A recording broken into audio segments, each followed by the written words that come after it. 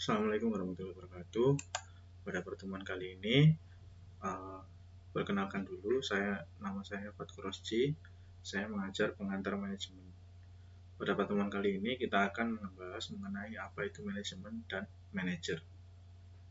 Langsung saja kita masuk ke slide yang capaian pembelajaran terlebih dahulu dan kemampuan akhir yang tidak diharapkan. Pertama, capaian pembelajaran setelah mahasiswa mempelajari materi manajemen dan manajer kali ini, mahasiswa diharapkan mampu memahami manajemen dan fungsi-fungsinya, serta menerapkan dasar-dasar teori manajemen, konsep, proses, dan teknis, serta mekanisme manajemen dalam organisasi. Kemudian, mahasiswa memiliki keterampilan dalam menyusun solusi permasalahan-permasalahan yang terjadi di dalam manajemen sebuah organisasi. Kemudian, kemampuan akhir yang diharapkan yang pertama yaitu mampu menjelaskan kenapa manajemen ini dibutuhkan. Kemudian mampu menjelaskan definisi manajemen. Kemudian menjelaskan manajemen sebagai profesi, tingkatan manajemen, fungsi-fungsi yang dilaksanakan oleh manajer dan kegiatan-kegiatan manajer. Kesemuanya itu mampu dijelaskan oleh mahasiswa ketika setelah mendapatkan materi manajemen dan manajer kali ini. Kita masuk ke materi yang awal. Ilmu manajemen adalah ilmu yang memiliki cakupan sangat luas dan merupakan dasar dari ilmu-ilmu yang lain. Pada bab ini dijelaskan tentang pengertian manajemen, mengapa manajemen dibutuhkan, serta mengapa ilmu manajemen dikatakan ilmu dan seni. Serta bahasan selanjutnya adalah tentang peranan manajemen dan manajer yang mencakup tingkatan manajemen, manajer fungsional dan umum, kemudian fungsi-fungsi yang dilaksanakan oleh manajer dan kegiatan-kegiatan manajer. Siapa yang membutuhkan manajemen? Manajemen dibutuhkan oleh semua tipe kegiatan yang di organisasi dan dalam semua tipe organisasi. Dalam praktek, manajemen dibutuhkan di mana saja orang-orang bekerja bersama atau organisasi untuk mencapai suatu tujuan bersama. Di lain pihak, setiap manusia dalam perjalanan hidupnya selalu akan menjadi anggota dari beberapa macam organisasi, seperti organisasi sekolah, perkumpulan olahraga, kelompok musik, militer, atau organisasi sebuah perusahaan. Kesemua organisasi tersebut diperlukan manajemen untuk menjalankan kegiatan organisasinya. Kemudian, mengapa manajemen dibutuhkan? Terdapat 3 alasan utama yang kenapa diperlukannya manajemen. Yang pertama yaitu untuk mencapai suatu tujuan dari organisasi tertentu, kemudian untuk menjaga keseimbangan di antara tujuan-tujuan yang saling bertentangan, kemudian untuk mencapai efisiensi dan efektivitas. Yang dimaksud efisiensi adalah kemampuan untuk menyelesaikan suatu pekerjaan dengan benar. Ini merupakan konsep matematika dan merupakan perhitungan rasio antara output dan input. Seorang manajer efisien adalah seorang yang mencapai keluaran yang lebih tinggi, hasil atau produktivitas atau performa dibandingkan masukan-masukan, yaitu input, tenaga kerja, bahan, uang, mesin, dan waktu yang digunakan. Sedangkan efektivitas adalah kemampuan untuk memilih tujuan yang tepat dengan peralatan yang tepat untuk mencapai tujuan yang sudah ditetapkan. Seorang manajer efektif dalam memilih pekerjaan yang harus dilakukan atau metode atau cara yang tepat untuk mencapai tujuan. Menurut Peter Drucker, efektivitas adalah melakukan pekerjaan yang benar atau doing the right things. Sedangkan efisiensi adalah melakukan pekerjaan dengan benar atau doing things right. Jadi efisiensi adalah doing the right things, sedangkan efisiensi adalah doing things right. Selanjutnya, menurut Mary Parker Follett, apa itu manajemen? Manajemen sendiri adalah sebuah seni dalam menyelesaikan pekerjaan melalui orang lain. Definisi ini mengandung arti bahwa para manajer mencapai tujuan-tujuan organisasi melalui pengaturan orang-orang lain yang dilaksanakan dengan berbagai tugas yang mungkin diperlukan, atau berarti dengan tidak melakukan tugas-tugas itu sendiri. Sedangkan James F. Stoner mengungkapkan bahwa manajemen adalah suatu proses perencanaan, pengorganisasian, pengarahan, dan pengawasan usaha-usaha para anggota organisasi dengan penggunaan sumber daya organisasi lainnya agar mencapai tujuan organisasi yang telah ditetapkan. Dari definisi yang terlihat bahwa Stoner menggunakan kata proses, bukan seni. Mengartikan manajemen sebagai seni mengandung arti bahwa hal itu bukan kemampuan atau keterampilan pribadi. Suatu proses adalah secara sistematis untuk melakukan pekerjaan. Manajemen didefinisikan sebagai proses karena semua manajer, tanpa memedulikan kecakapan maupun keterampilan khusus mereka, harus melakukan kegiatan-kegiatan tertentu yang saling berkaitan untuk mencapai tujuan-tujuan yang mereka inginkan. Berikutnya kita masuk ke fungsi-fungsi manajemen. Tadi disebutkan bahwa ada 4 jenis fungsi-fungsi manajemen. Kita akan mencoba untuk menjelaskan satu persatu. Yang pertama, yaitu perencanaan. Berarti bahwa para manajer memikirkan kegiatan-kegiatan mereka sebelum dilaksanakan. Kegiatan tersebut didasarkan pada berbagai metode rencana atau logika, bukan atas dasar dugaan atau filsafat yang belum pasti.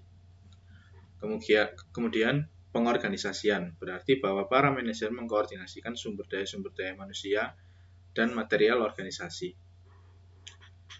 Kemudian yang ketiga yaitu pengarahan, berarti bahwa manajer mengarahkan, memimpin, mempengaruhi para bawahan. Manajer tidak melakukan semua kegiatan tersebut sendiri, tetapi menyelesaikan tugas-tugas esensial melalui orang-orang lain atau menggunakan orang-orang lain. Kemudian pengawasan, yang berarti para manajer berupaya untuk menjamin bahwa organisasi bergerak ke arah tujuan-tujuannya. Bila beberapa organisasi ada pada jalur yang salah, manajer harus memberikan pembetulan atau membetulkannya. Kemudian kita masuk ke manajemen sebagai sebuah ilmu dan seni. Menurut Luther Gulick, mendefinisikan manajemen sebagai suatu bidang ilmu pengetahuan atau sains yang berusaha secara sistematis untuk memahami mengapa dan bagaimana manusia bekerja bersama untuk mencapai tujuan dan membuat sistem kerjasama yang lebih bermanfaat bagi kemanusiaan.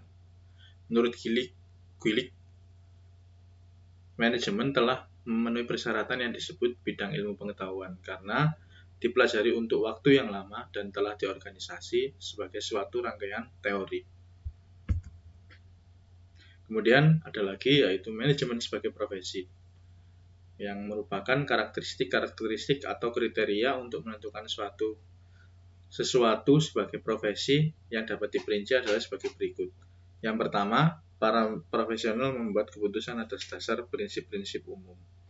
Kemudian, para profesional mendapatkan status mereka karena mencapai standar prestasi kerja tertentu, dan para profesional ini harus ditentukan oleh suatu kode etik yang kuat dengan disiplin untuk mereka yang menjadi kliennya. Perbedaan pengertian manajemen dengan istilah-istilah sebagai berikut. Yang pertama yaitu manajemen berbeda dengan kewirausahaan. Wirausaha menurut definisi memahami, mendapatkan sumber daya, mengorganisasikan dan menjalankan perusahaan atau bisnis.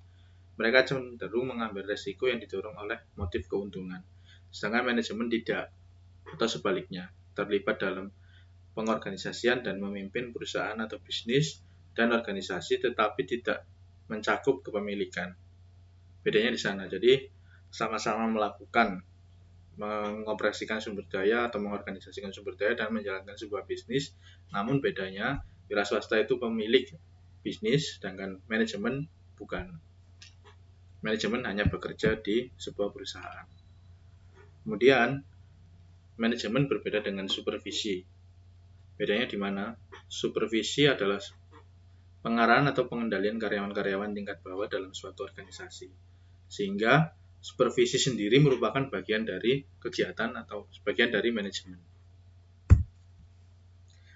Kita masuk ke manajer.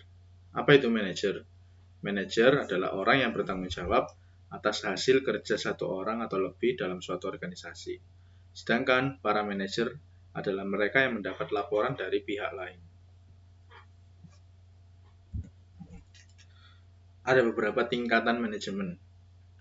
Ada 3 3 tingkat manajemen, dan di bawah tingkat manajemen ada karyawan operasional. Ya, tadi ada 3 ya. 3 yaitu yang pertama manajemen puncak, manajemen menengah, dan manajemen lini pertama. Berikut penjelasannya. Yang pertama yaitu manajer lini pertama atau yang paling bawah di atas karyawan operasional. Tingkatan paling rendah dalam suatu organisasi yang memimpin atau mengawasi tenaga-tenaga operasional. Disebut sebagai lini atau garis pertama atau first line atau first level. Para manajer ini sering disebut sebagai kepala, pimpinan, mandor, atau penyelia atau supervisor. Kemudian yang kedua yaitu manajer menengah. Manajemen menengah dapat meliputi beberapa tingkatan dalam suatu organisasi.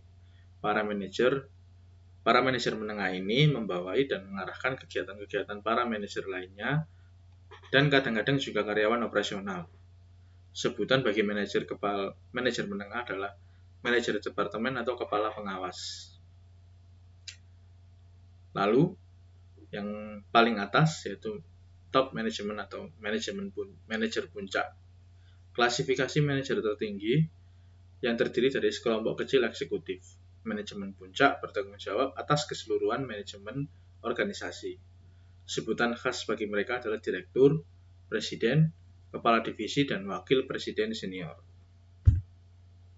Perbedaan tingkatan manajemen membedakan pula fungsi-fungsi manajemen yang dilaksanakan. Yang pertama yaitu manajemen operatif, lebih berurusan atau dengan penetapan tujuan dan kemudian perencanaan, penyusunan kepegawaian, dan pengawasan kegiatan-kegiatan yang terkoordinasi untuk mencapai tujuan. Kemudian yang kedua yaitu manajemen operatif, lebih mencakup kegiatan motivasi, supervisi, dan komunikasi dengan para karyawan untuk mengarahkan mereka untuk mencapai hasil yang efektif. Atas dasar ruang lingkup kegiatan yang dikelola, para manajer pun dapat diklasifikasikan sebagai manajemen fungsional dan manajer umum. Yang pertama yaitu manajer fungsional yang mempunyai tanggung jawab atas satu kegiatan organisasi seperti produksi, pemasaran, keuangan, kepegawaian, atau personalia. Kemudian secara umum atau manajer umum mengatur, mengawasi, dan bertanggung jawab atas satuan kerja atau divisi operasi yang mencakup semua atau beberapa bagian kegiatan fungsional satuan kerja. Kita masuk ke fungsi-fungsi yang dilaksanakan oleh seorang manajer. Jadi di awal kita sudah sebutkan ada 4 fungsi manajemen. Nah, siapa yang melaksanakan? Yang melaksanakan adalah seorang manajer. Kita masuk ke yang pertama yaitu fungsi perencanaan atau planning.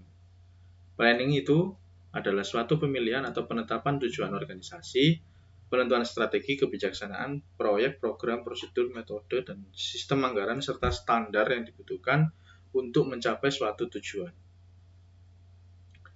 Jadi, planning itu adalah kegiatan perencanaan atau dilakukan sebelum dilaksanakan. Dilakukan perencanaan sebelum dilaksanakan suatu rencana tersebut. Kemudian yang kedua yaitu pengorganisasian atau organizing.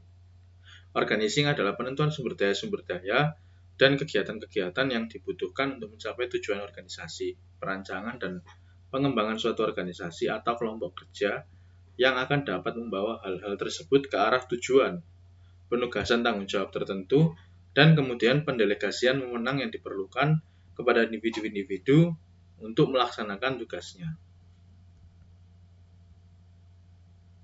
Kemudian yang ketiga, sebenarnya ada 4, tapi ini disisipkan ada staffing atau penyusunan personalia, yaitu penarikan atau latihan dan pengembangan, serta penempatan dan pemberian orientasi para karyawan dalam lingkungan kerja yang menguntungkan dan produktif. Nah, kita masuk ke yang keempat yaitu leading atau pengarahan. Jadi memberikan contoh. Leading ini sama halnya seperti actuating atau pelaksanaan. Leading adalah membuat atau mendapatkan para karyawan untuk melakukan apa yang diinginkan dan harus mereka lakukan. Sama halnya dengan actuating atau pelaksanaan kegiatan yang diinginkan tersebut. Kemudian yang terakhir yaitu pengawasan atau controlling adalah penemuan atau penerapan cara-cara dan peralatan untuk menjamin bahwa rencana telah dilaksanakan sesuai dengan apa yang ditetapkan ketika perencanaan tersebut dibuat.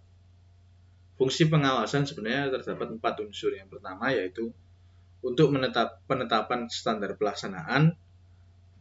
Yang kedua yaitu penentuan ukuran-ukuran pelaksanaan. Yang ketiga, pengukuran pelaksanaan nyata dan membandingkan dengan standar yang telah ditetapkan. Kemudian yang keempat yaitu pengambilan tindakan koreksi bila diperlukan, bila pelaksanaan menyimpang dari standar.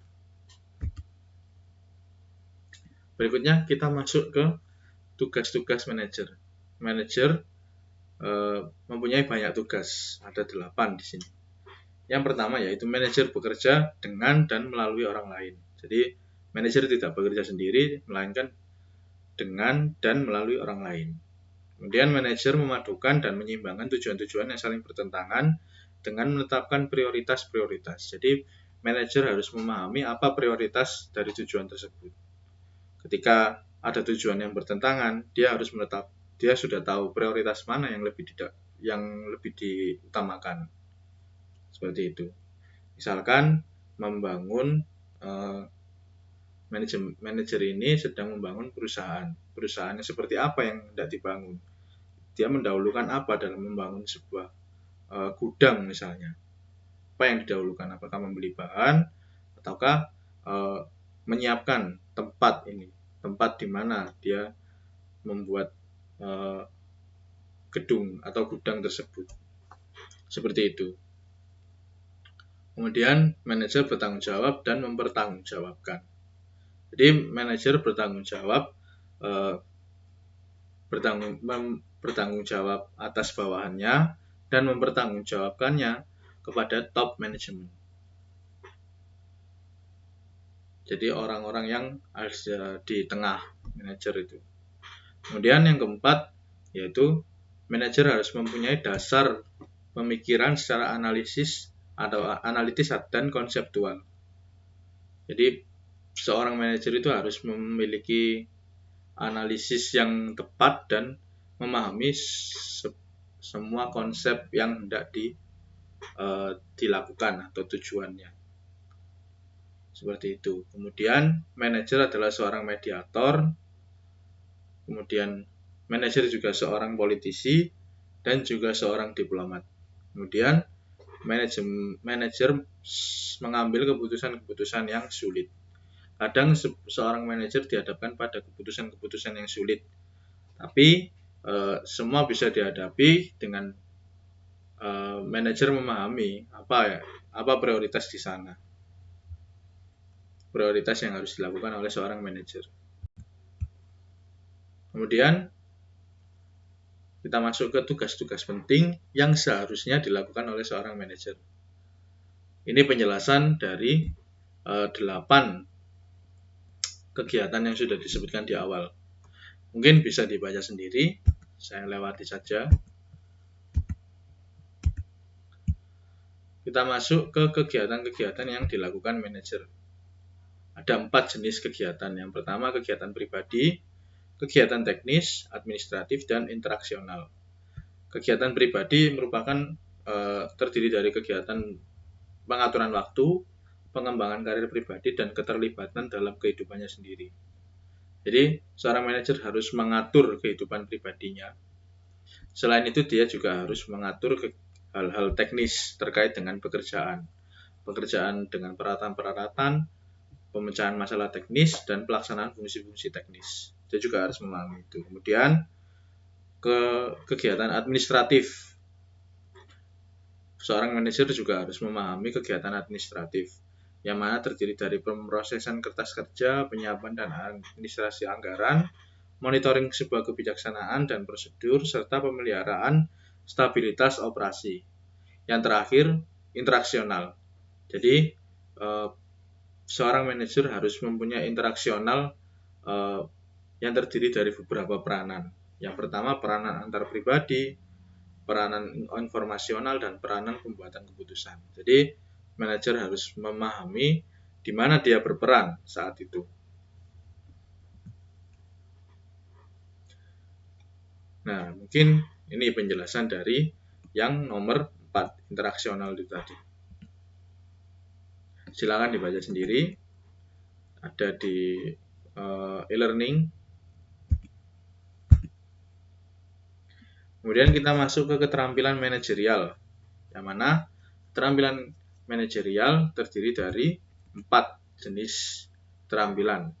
Yang pertama yaitu keterampilan konseptual atau conceptual skills, yang mana keterampilan konseptual adalah kemampuan mental untuk mengorganisasikan dan mengintegrasikan seluruh kepentingan dan kegiatan organisasi. Jadi dalam menyusun sebuah konsep tujuan perusahaan, seorang manajer harus memahami atau mempunyai kemampuan mental untuk mengkoordinasikan dan mengintegrasikan seluruh kepentingan yang ada dalam kegiatan organisasi tersebut atau perusahaan tersebut. Kemudian keterampilan kemanusiaan atau human skills, yang mana adalah kemampuan untuk bekerja dengan memahami dan memotivasi orang lain, sehingga baik sebagai individu ataupun sebagai kelompok. Kemudian yang ketiga yaitu keterampilan administratif atau administrative skill, yang mana